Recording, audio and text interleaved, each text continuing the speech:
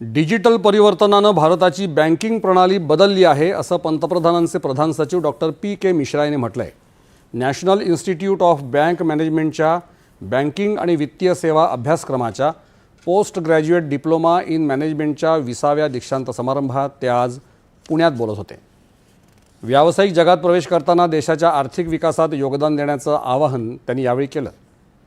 पारंपरिक बँकिंग कार्यापलीकडे जाऊन वित्तीय संरचना अधिक सर्वसमावेशक बनवण्यावर अधिक लक्ष केंद्रित करण्यात आलं आहे असं ते म्हणाले.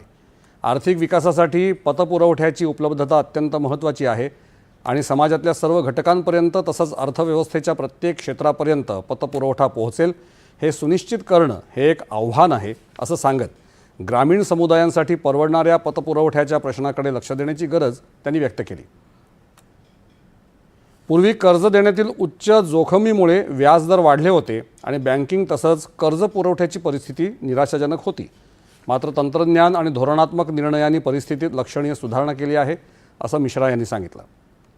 भारतीय रिझर्व्ह बँकेचे गव्हर्नर संजय मल्होत्रा यावेळी उपस्थित होते. या कार्यक्रमात 130 PGDM विद्यार्थ्यांना पदविका प्रदान करण्यात आल्या. केंद्रीय मंत्री नितीन गडकरी यांनी